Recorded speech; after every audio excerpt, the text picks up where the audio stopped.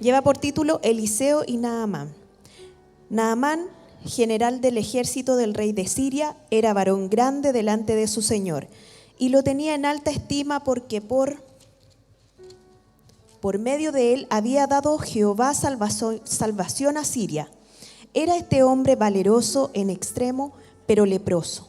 Y de Siria habían salido bandas armadas y habían llevado cautiva de la tierra de Israel a una muchacha, la cual servía a la mujer de Naamán. Esta dijo a su señora: si rogase a mi señor al profeta que está en Samaria, él lo sanaría de su lepra. Entrando Naamán a su señor, le relató diciendo: así y así ha dicho una muchacha que es de la tierra de Israel. Y le dijo el rey de Siria: anda, ve y yo enviaré cartas al rey de Israel. Salió pues él, llevando consigo 10 talentos de plata y 6,000 piezas de oro y 10 mudas de vestido. Tomó también cartas para el rey de Israel, que decían así: cuando lleguen a ti estas cartas, sabe por ellas que yo envío a ti mi siervo Naamán, para que lo sanes de su lepra. Luego que el rey de Israel leyó las cartas, rasgó sus vestidos y dijo: ¿soy yo Dios que maté y dé vida para que éste envíe a mí a que sane un hombre de su lepra? Considerad ahora y ved cómo busca ocasión contra mí. Cuando Eliseo, el varón de Dios, oyó que el rey de Israel había rasgado sus vestidos, envió a decir al rey: ¿por qué me has rasgado tus vestidos?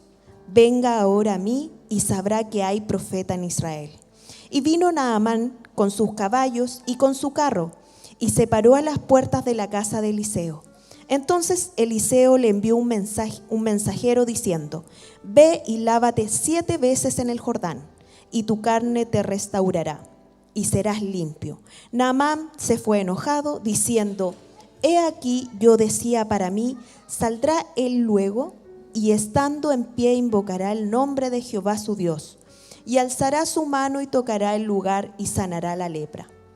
Abana y Farfar, ríos de Damasco, ¿no son mejores que todas las aguas de Israel?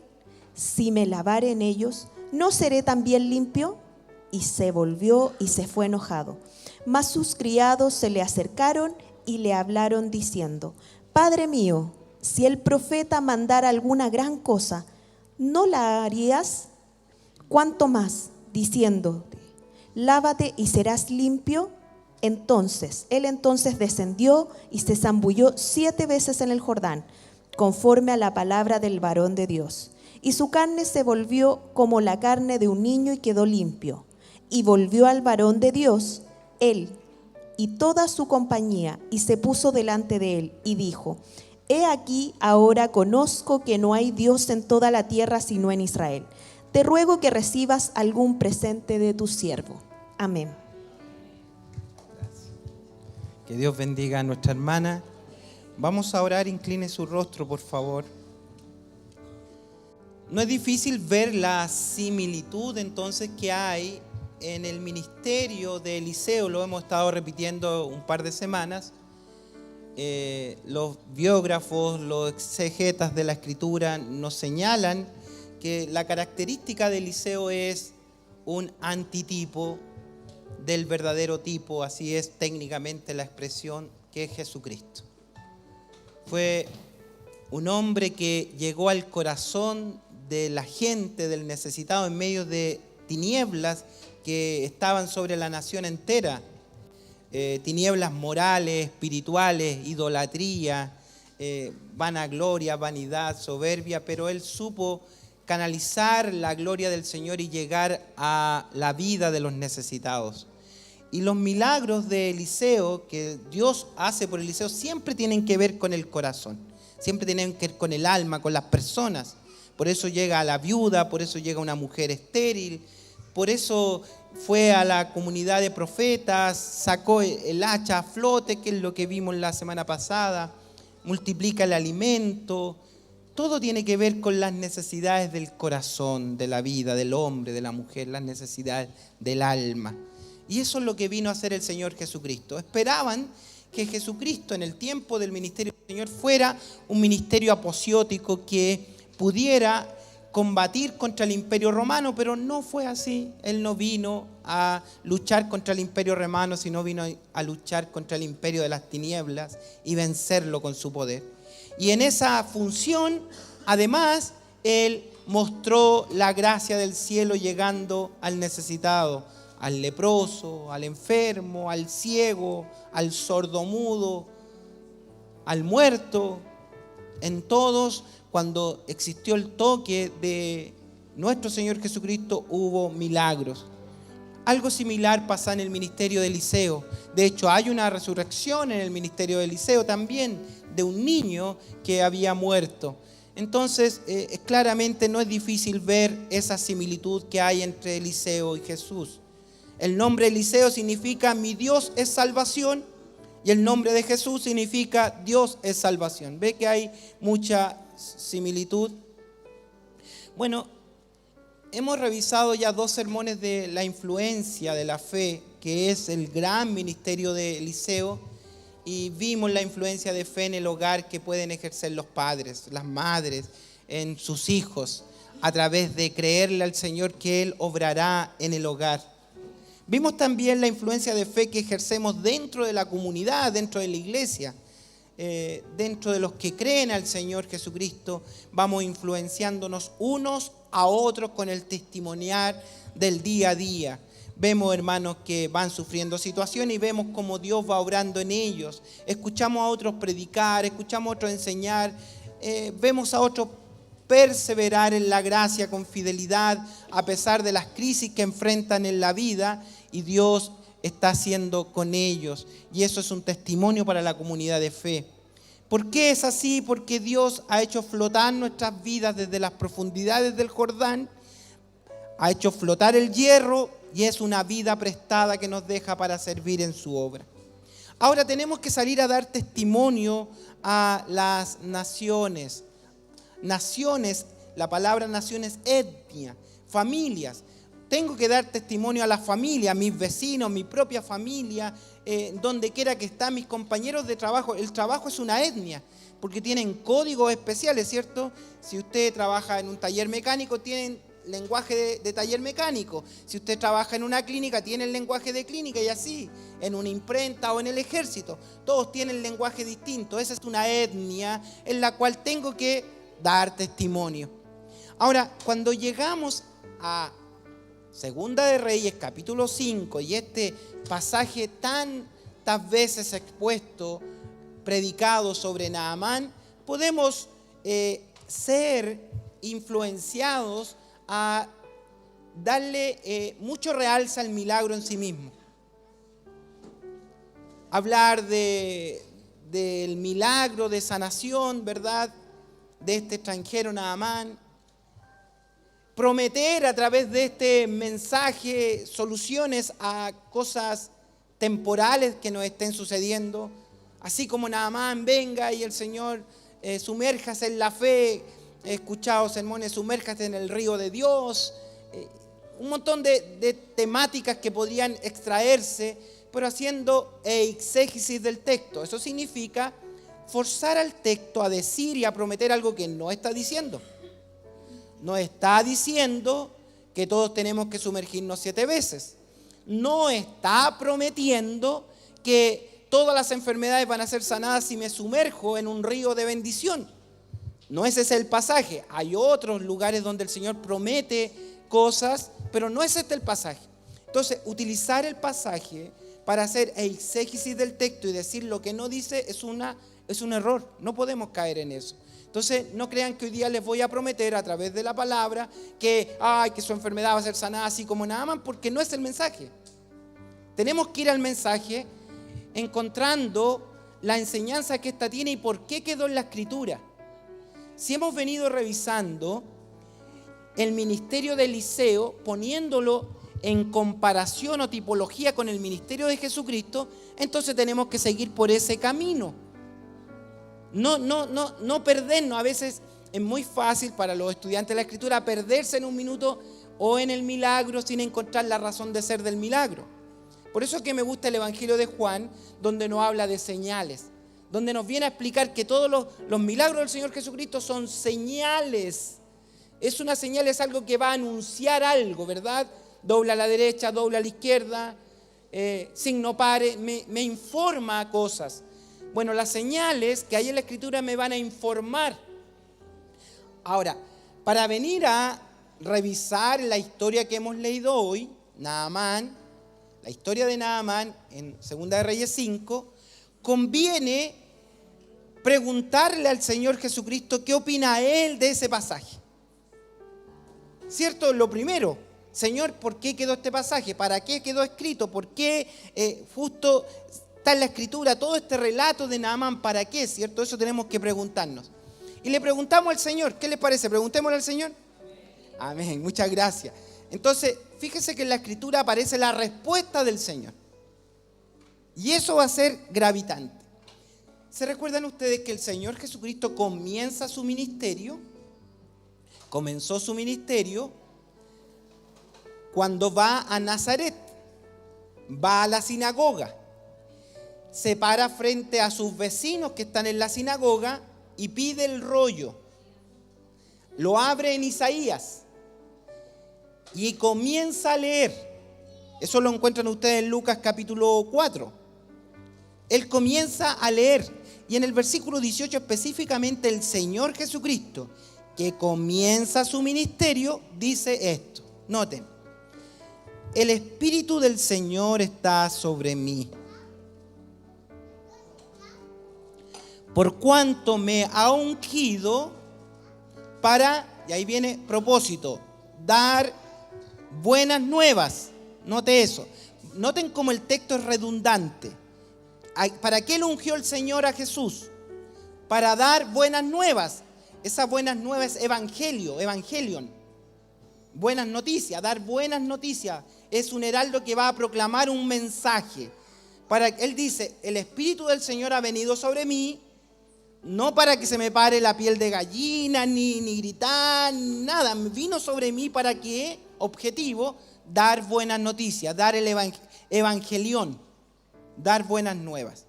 ¿A quién? A los pobres. Me ha enviado también a sanar a los quebrantados de corazón. Fíjense el ministerio del Señor, sanar quebrantados del corazón, no del físico. El Señor hizo milagros físicos para dar testimonio de lo que va a hacer en el corazón. Ese es el objetivo. Me ha ungido para sanar a los que están quebrantados del corazón. Un corazón quebrantado es un corazón que está perdido, destrozado, que no tiene comunión con Dios. ¿Y qué viene a hacer? A sanar ese corazón quebrantado. ¿Cómo lo va a hacer? Con la proclamación del mensaje del Evangelio. Sigue a pregonar nuevamente. ¿Qué es pregonar? Decirlo públicamente, dar un mensaje público. ¿Qué va a pregonar? Libertad a los que están presos, cautivos. En el Espíritu, obviamente, lo entendemos así, ¿cierto? Él no viene a abrir las cárceles. Él viene a abrir la cárcel del alma que está aprisionada en prisiones de oscuridad, de infierno, de tinieblas. Él viene a dar libertad a los cautivos del pecado. ¿Y qué más viene a hacer? A darle vista a los ciegos, a poner en libertad a los oprimidos. Versículo 19, de nuevo, mismo verbo, a predicar el año agradable del Señor.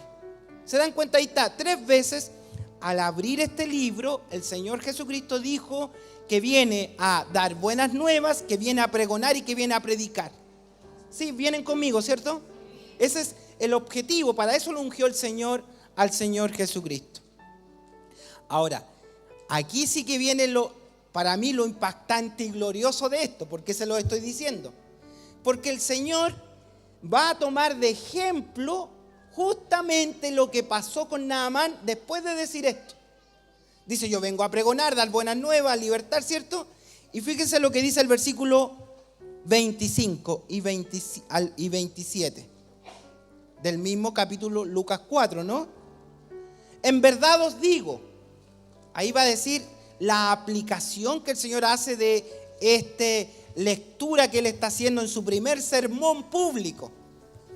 En verdad os digo, váyanse al versículo 27. Y muchos leprosos había en Israel en tiempo del profeta Eliseo, pero ninguno de ellos fue sanado, sino Naamán el sirio. A ver, aquí yo quedé así como, a ver, clic. ¿Cómo? El Señor está dando su primer sermón. Él habla su misión, ¿verdad? De pregonar, dar buenas nuevas y todo. Y él aplica su mensaje, está dando la conclusión de ese sermón, está dando la conclusión. Y él aplica y dice, miren, este mensaje, este pregón le va a llegar a muchos. Y en el tiempo de Eliseo, mi antitipo, el que se parecía a mí, había muchos leprosos en Israel. Pero Dios quiso tener misericordia y sanar a Naamán, el que era extranjero. Entonces, con esta luz que el Señor Jesucristo lo utilizó en su primer sermón y dice que el evangelio es justamente lo que le pasó a Naamán, tengo que venir con otra óptica a ver el relato, ¿no les parece? Después de ver esto, obvio, yo no puedo ir a Naamán, ay, sumérgete, ¿cuántos creen que hay un río pasando por aquí? Agáchate como Naamán. Sería perder el tiempo, ¿no creen ustedes? Dar falsa enseñanza, dar falsa expectativa. Toda la enfermedad que tengas, Dios te la va a sanar hoy día, porque no es el objetivo. El Señor dijo, yo he venido a dar buenas noticias, a libertar los cautivos, a pregonar, a predicar, a ser una influencia de fe en el entorno. Entonces, con esta luz debemos venir a este pasaje a encontrar las buenas noticias que recibió Naamán. Dicho esto, les invito entonces a que revisemos este relato con esta visión que Jesús nos propone.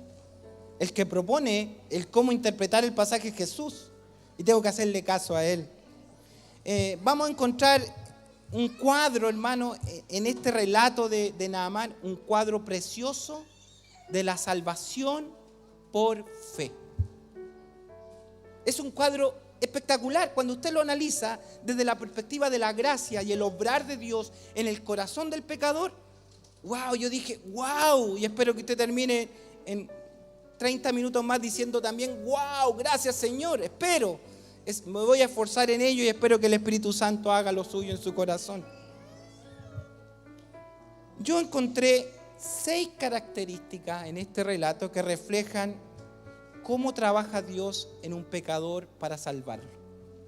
6 en el relato mismo.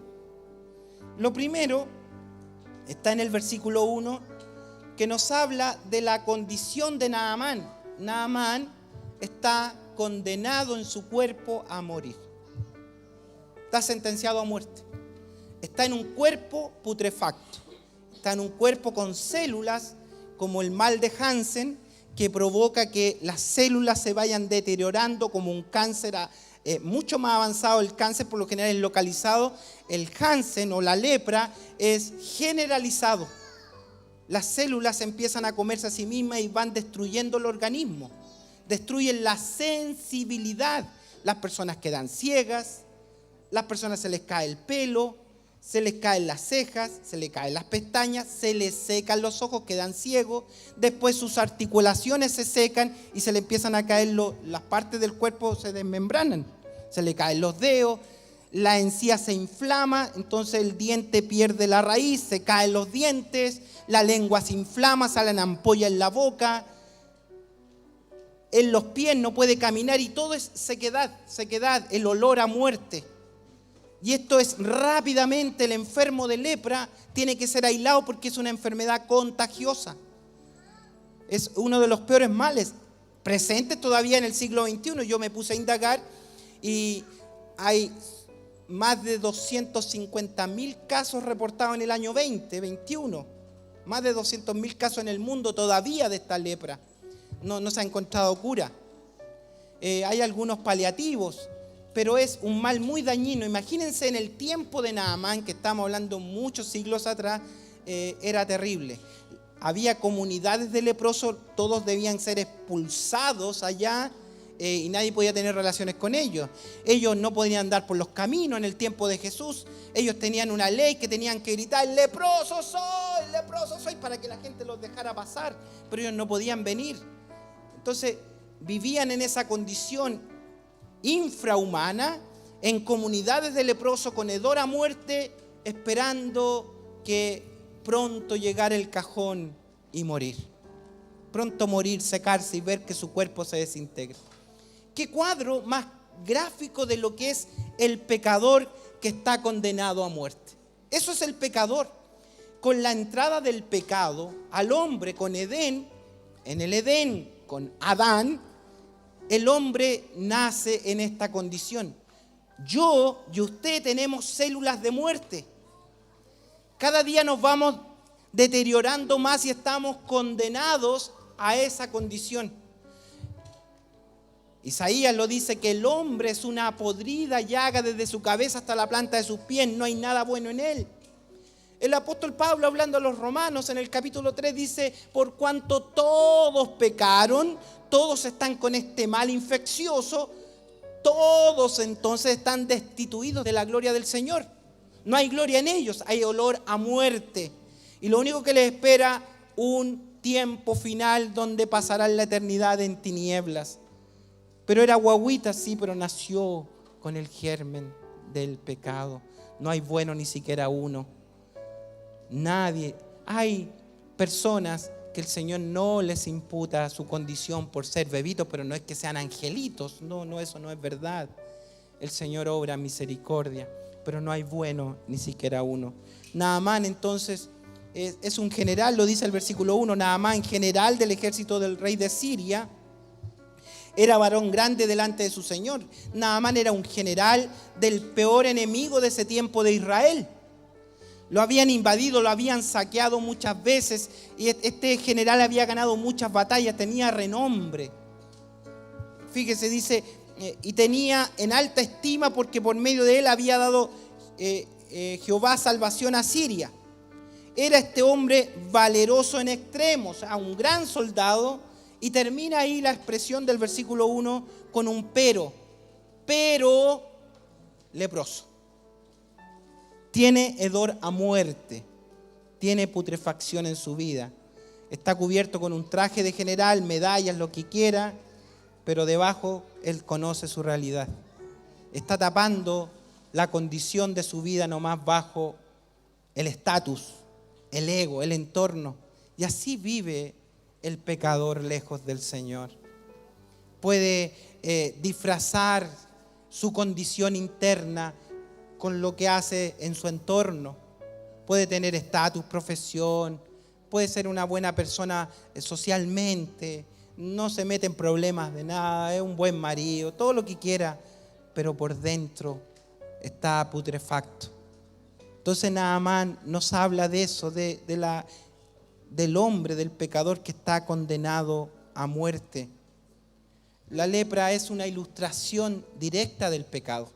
En toda la Escritura, cuando se habla de lepra, de esta condición, se refiere al pecado, es una tipología del pecado, dice Isaías 59:2. Pero vuestras iniquidades han hecho división entre vosotros y vuestro Dios, y vuestros pecados han hecho ocultar de vosotros su rostro para no oír.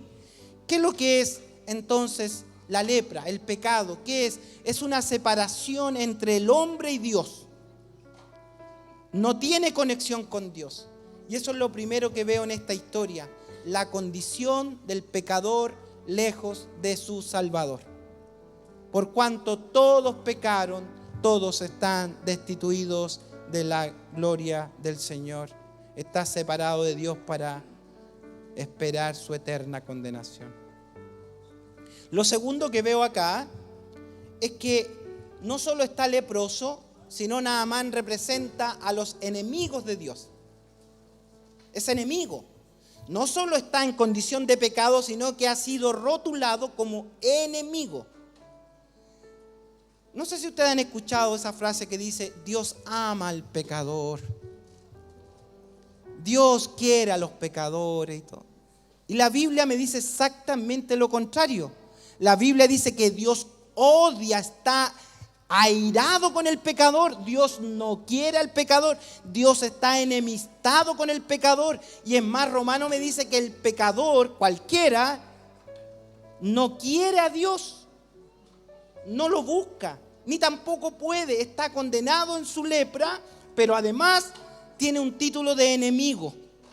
Por si no basta que está condenado a muerte, además, con toda su putrefacción, es enemigo. Es un enemigo. Entonces, ¿cómo este enemigo puede pretender venir a Dios y que Dios lo escuche? ¿Cómo este enemigo que está infectado con el pecado puede venir a Dios y esperar que Dios lo escuche? ¿Cómo este enemigo va a querer resultados con su condición de vida? La palabra es clara: imposible. Y eso es lo que el pecador no se mete en la cabeza. Cuando el falso evangelio liberal promueve que la gente viva como quiera y que todos vengan, hazle un favor a Dios, acepta a Cristo, dale una oportunidad a Dios en tu vida. ¡Wow! ¿Qué es eso? ¿Qué es eso, hermanos? ¿Qué es eso? Si el pecador está con su lepra de muerte, condenado a muerte, y tiene un rótulo grande aquí en su frente, dice enemigo, ¿cómo puede pretender entonces que Dios lo escuche? Respuesta es imposible. Naamán estaba fuera de las bendiciones de Dios porque era del pueblo enemigo. Era del pueblo asirio. Los israelitas no lo querían. No participaba de las promesas de Dios. Para la Biblia es llamado gentil. Dios no los acepta. Entonces, ¿cómo van a encontrar alguna solución? Imposible, son enemigos. El pecador está alejado de la ciudadanía de Dios. Es un enemigo.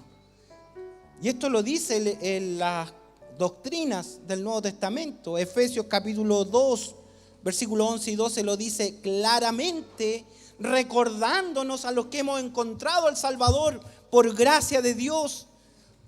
Recordándonos, dice esto, Efesios 2, 11 y 12, por tanto, acuérdense. ¿Por qué nos dirá acuérdense? Porque tendemos a olvidarnos. Pasan los días, crecemos en el Señor, entendemos algo más las cosas de la iglesia y empezamos a olvidarnos de cuál fue la obra de Dios en nosotros. Dejamos de lado las cosas de Dios, dejamos de lado nuestro ministerio, nuestros dones, nuestros servicios. Nos olvidamos. Y aquí, ¿qué dice el apóstol? Acuérdense de que en otro tiempo ustedes, los gentiles en cuanto a la carne, estaban lejos sin Cristo, alejados de la ciudadanía de Israel y ajenos a todo pacto de promesa. Estaban ustedes sin esperanza y sin Dios en el mundo, extranjeros. Entonces, lo segundo que veo acá es que el pecador está lejos de las bendiciones de Dios. Es extranjero. Como extranjero de las cosas de Dios, es enemigo de Dios. Dos condiciones.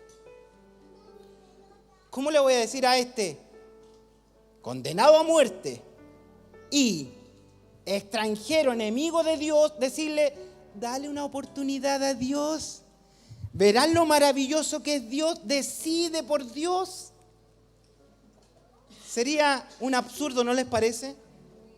Esa es la condición del hombre sin Dios. Tercero que veo acá es que este pecador, que está muerto en delito y pecados y que es enemigo de Dios, va a recibir la influencia del Señor a través del mensaje de la palabra. Que la única manera de que el pecador perdido pueda venir al Señor es que alguien tiene que darle testimonio. Y aquí aparece una subhistoria que podríamos hacer otro sermón. Quise hoy día hablar de ella, pero dije, no me voy a perder en lo que el Señor Jesucristo dijo. Pero permítanme aquí un paréntesis sobre la muchacha. La Biblia nos dice aquí en el versículo 2 y 3 que él, Naamán, antes cuando estaba fornido y no estaba tan declarada su enfermedad, había venido con su ejército y había invadido Israel. Había desolado Israel, había quemado las casas y todo y se había llevado gente prisionera. Y entre los prisioneros, una muchachita. ¿Cuánto tiene usted? 11, mira, un poquito más grande que usted, se la llevó prisionera. Los padres quedaron llorando y se llevaron a la niñita. Y se la llevó, dijo, no encontró nada mejor, se la voy a llevar de ayudante a mi esposa. Y la llevó esclava. Y la niña, que había venido a la iglesia, que había escuchado los sermones del pastor Falcon, que cantaba en el coro, que sus papás oraban en casa con ella, le enseñaban la palabra y todo. Ella, aunque estaba en una condición terrible, lejos de casa, lejos de la ciudadanía, lejos de la bendición, lejos del templo, lejos del coro, lejos de papá, lejos de mamá, lejos del pastor, lejos de todos, no tenía un grupo juvenil, estaba solita en una casa como esclava. Ella tenía todo el derecho humano de decir, no existe Dios para mí. Todo lo que me dijeron es mentira porque miren dónde estoy. Pero esta niña tenía algo en el alma. Tenía la palabra de Dios que en medio de cualquier circunstancia tiene que aflorar en nosotros para hacer influencia de fe en todo lugar. Y es ella la que confía en Dios, es ella la que predica la palabra, es ella la que da las buenas noticias, el pregón del evangelio. Es ella la niña esclava que tiene la unción de lo alto para decir, creer y confiar. Yo no sé qué circunstancias son las que usted vive o vivirá o está viviendo. Yo no lo sé, pero hay algo claro, que hay un testimonio de Dios en su alma que no puede callar. Y ella habla a su patrona, a su dueña en ese entorno. Le dice, si mi Señor, que me trajo esclava, si mi Señor que me sacó de mi familia, si mi Señor que incendió mi casa, si mi Señor que me tiene aquí encerrada, conociera a Dios, si mi Señor tan solo conociera la palabra del Señor, si fuera la tierra de donde yo vengo, allá hay un profeta, allá hay un tipo de Cristo, si tan solo lo conociera, vería que hay poder de Dios. Y da su testimonio.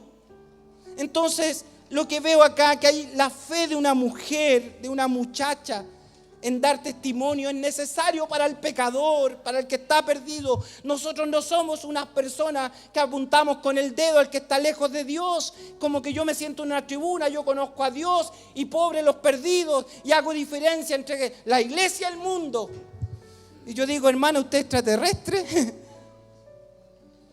Estamos todos en este mundo, pero no somos del mundo. Pero usted vive en una sociedad, usted está en el colegio, está en el trabajo, está en un entorno, ha abierto su boca, ha dado testimonio a otro. ¿Cómo sabe que ese pregón del evangelio puede llegar al corazón del necesitado? Alguien me preguntó, estaba compartiendo con un pastor,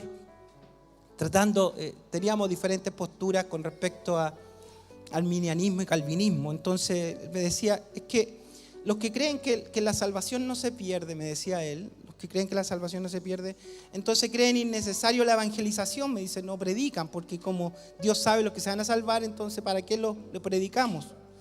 Yo le dije, mira amigo, vamos a poner un ejemplo. Le dije, puede servir de ejemplo para ustedes. Supongamos que tu hija se pierde en un bosque.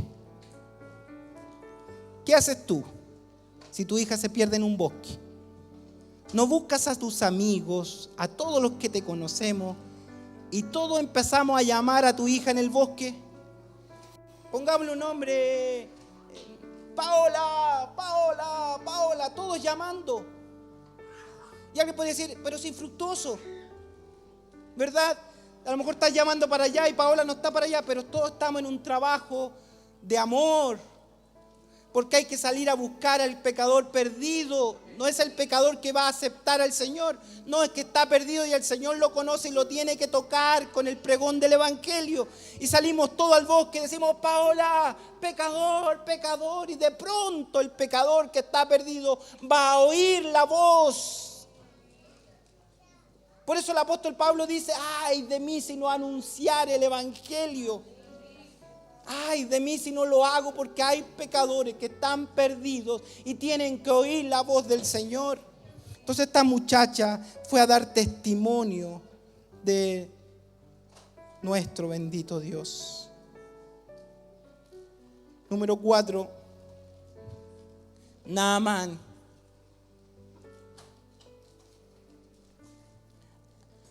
Tiene una condición. Es enemigo.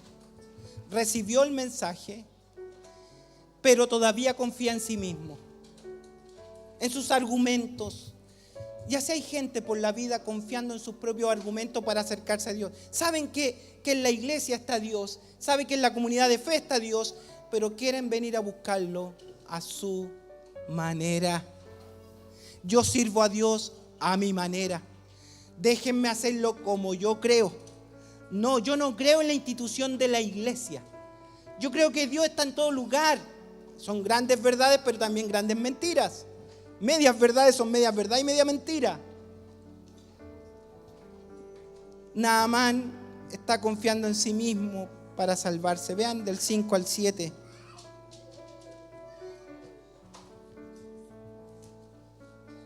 Él se presentó ante su rey. Él va donde el rey. No fue donde Eliseo. ¿Dónde fue primero? Al rey. Segundo, confió en los recursos que obtuvo de su rey. Rey sirio, rey pagano, enemigo de Dios, enemigo del pueblo de Dios. ¿Qué pide? Cartas, pide recomendaciones, pide plata, pide oro, pide vestimenta y tiene un arsenal de recursos para salvarse de su enfermedad. ¿Se acuerdan un joven rico en el tiempo de Jesús? ¿Se acuerdan que viene donde Jesús y le dice: Jesús, ¿qué bien haré para salvarme? O sea, ¿qué puedo hacer yo para salvarme? El Señor le dice: mira, deshazte de todo primero para que no confíe en nada en ti. Y a veces nos quedamos pegados con eso, ¿no? Con que hay que deshacerse de todo. Pero el Señor le está diciendo: sácalo de tu corazón. Sácalo de tu corazón, esas cosas, porque no hay nada que tú tengas para llegar al cielo. Tú, aunque tengas todos los recursos de la tierra, no puedes salvarse con tus recursos, ni con tus obras morales, ni lo que tú eres, con tus cartas de recomendación, de dónde tú eres, qué tienes, qué haces. No puedes, no hay nada que tú puedas hacer. Y el joven se va triste, ¿se acuerdan? Y viene uno de los discípulos y dice: Señor, qué difícil es que un rico se salve. Qué difícil, dice. El Señor dice: peor, no dice que es difícil, dice que es imposible. Y me da una gran lección el Señor y dice: lo que es imposible para los hombres es posible para Dios. Entonces, al venir al Señor, no puedo confiar en lo que yo tengo, las cartas de recomendación. Él fue al rey, tuvo todo recursos. Y además, fíjense dónde va. ¿Siguieron el relato? Salió pues él llevando consigo 10 talentos de plata, 6,000 piezas de oro, 10 mudas de vestido. Tomó también cartas para el rey de Israel. ¿Y a dónde se fue a presentar? De acuerdo a lo que él creía, se fue a presentar ante el otro rey de Israel ahora. Y le presenta todo. Hermano, yo he conocido mucha gente que viene al Señor cargando una mochila de aptitudes, de cualidades, de recursos. Personas que piensan que ofrendando se van a salvar. Personas que piensan que dando dinero se salvan. Y peor aún, otros predican esto, que la prosperidad que dando tú obtienes. Otros vendieron indulgencias en el pasado. Por eso que la entrada al reino de los cielos comienza con una bienaventuranza. Bienaventurados los pobres de espíritu, porque de ellos es el reino de los cielos. Yo necesito comprender, el pecador necesita comprender que no tiene absolutamente nada para llegar al cielo, que lo que yo tengo no sirve. Y tengo que decirle: Señor, estoy pobre ante tu riqueza. Necesito tu misericordia, necesito de ti. ¿Dónde se fue él? Se fue donde el rey de Israel. El rey de Israel lo ve como política y dice: estos buscan ocasión para atacarnos de nuevo. Me han mandado un leproso acá que yo lo sane. Si yo no sano, dice el rey, aquí quedó la escoba. Se van a sentir ofendidos porque yo no los pude sanar. Y aquí viene el relato número 5. ¿Qué hizo Naamán con su escolta, con todos sus recursos? Se fue. Y eso es lo que hace el pecador siempre. Se aleja de Dios porque lo intenta de una manera, con obras sociales, da a la Teletón, ayuda a viejitas a cruzar la calle, contribuye a la iglesia, compra un terreno para Nueva Providencia, aleluya. Pero no sirve. La obra del Señor tiene que ir sobre los hombros de los hijos del reino. Por eso no vamos a golpear la puerta a la municipalidad, ni al ministerio tanto, ni a bienes nacionales. Confiamos en lo que el Señor va a hacer con sus hijos. Por eso que no pedimos recursos, porque confiamos en lo que Dios hace con sus hijos. ¿Qué hizo Naamán, hermanos? Se fue. Se fue. Se fue. Eso es lo que hace el pecador, irse de Dios. ¿Qué pasaría si no es Dios quien se mueve por nosotros? ¿Qué hubiera pasado con mi vida si con la catástrofe de currículum que tengo, dándole vuelta a la espalda a todo lo de Dios, lo intenté de una manera y de otra manera y fracasé y me devuelvo a mi vida a morir con mi cáncer, con mi lepra, con mi Hansen? ¿Qué hubiera pasado con Naamán? Se muere allá. ¿Qué va a pasar con el pecador? Se va a morir eternamente. A no ser que sea Dios quien se ha movido a misericordia. A no ser que sea Dios quien toque el corazón. A no ser que sea Dios quien llame al pecador. Fue Dios que fue a llamarme a mí. Fue Dios que lo fue a llamar a usted. Fíjese lo que dice el versículo 8. Cuando Eliseo, el varón de Dios, tipo de Jesucristo, vio que el rey de Israel había rasgado sus vestidos, envió a decir al rey: ¿por qué has rasgado tus vestidos? Venga ahora a mí y sabrá que hay profeta en Israel. Que venga a refugiarse en la gracia. Ha sido llamado a la gracia de Dios. Se agotaron todos los recursos. Va vuelta a su casa perdido. Y el Señor dice: háganlo llamar. Díganle que venga. Porque va a encontrar, bendito sea Dios, va a encontrar la gracia.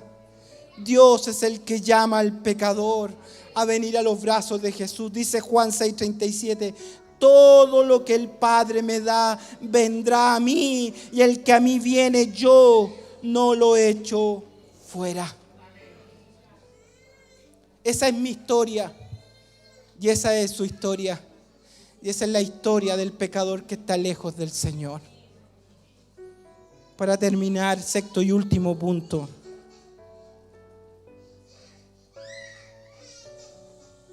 Han quedado fuera los recursos materiales, han quedado fuera las consideraciones humanas, han quedado de lado todos los recursos que se tenían.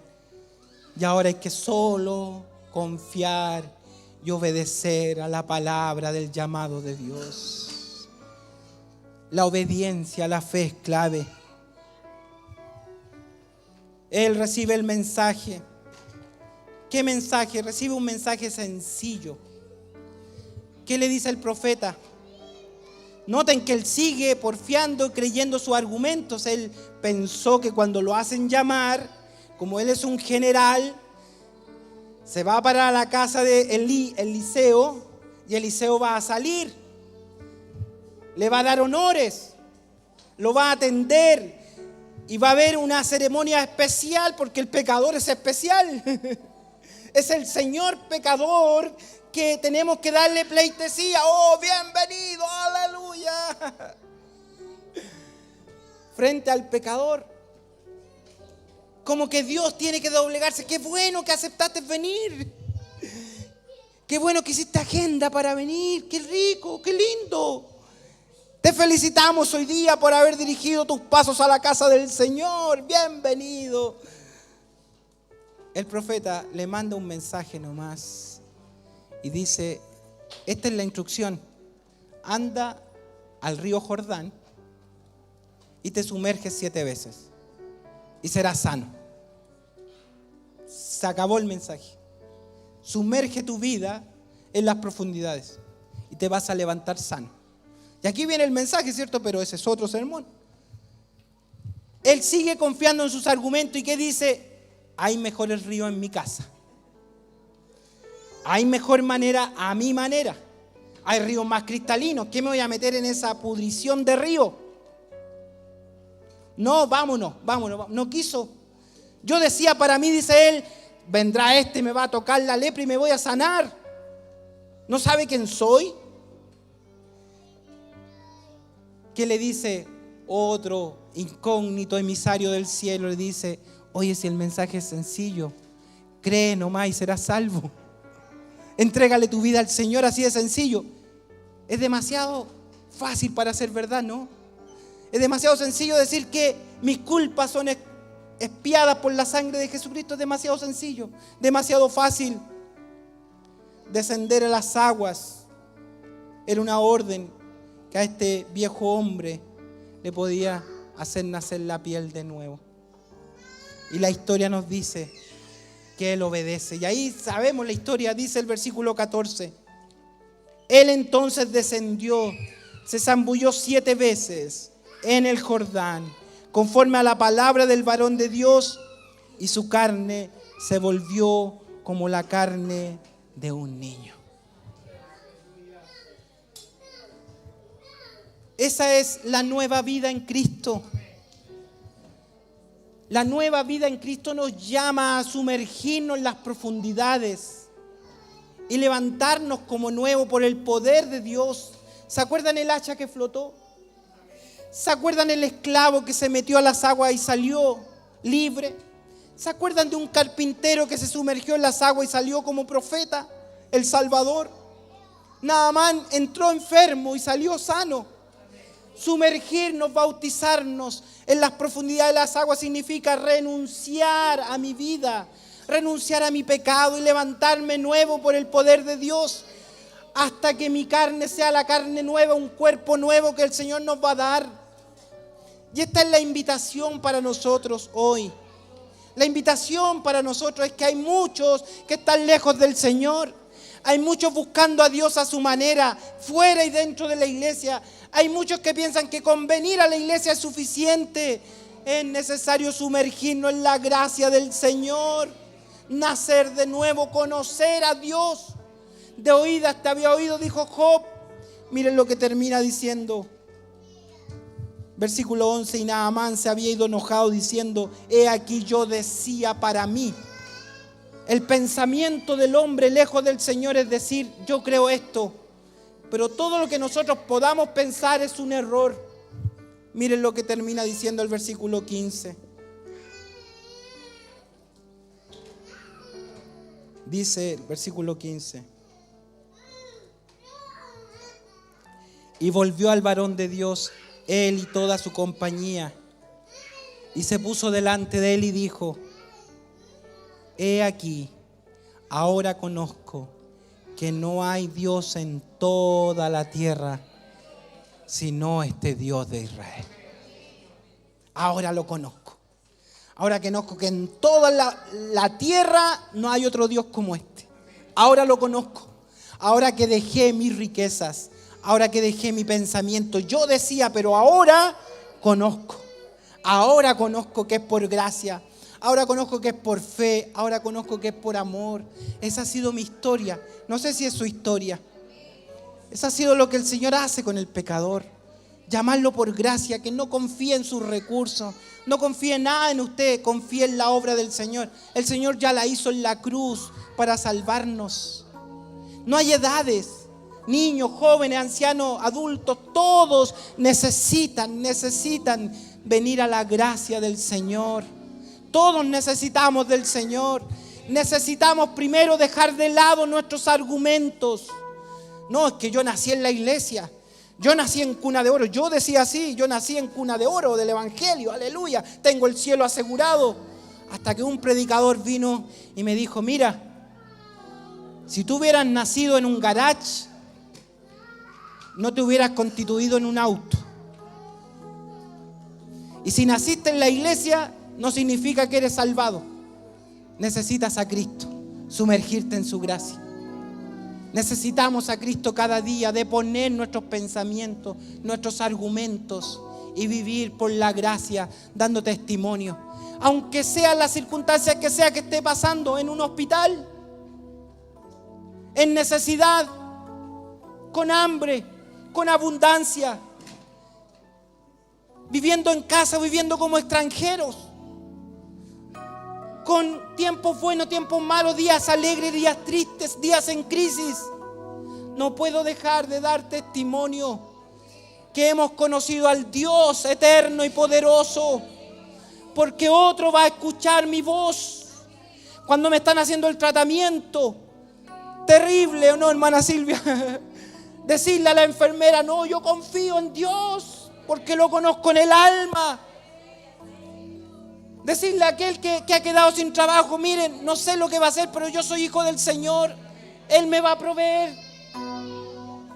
Confiar en los hijos cuando vemos que hay crisis en el hogar, decirle a los hijos, confiemos en el Señor, Él es nuestro Dios, yo lo conozco, me he sumergido en su gracia. Es el Dios de Israel, Él lo va a hacer, para lo que es imposible para los hombres, para Dios todo es posible. Dejemos nuestros argumentos, nuestro currículum, nuestra antigüedad, nuestro cargo eclesiástico, lo que sea. Todos necesitamos sumergirnos en el bautismo con Cristo para nacer de nuevo. Vamos a orar, vamos a darle gracias al Señor esta mañana por su palabra. Oremos al Señor, hermano.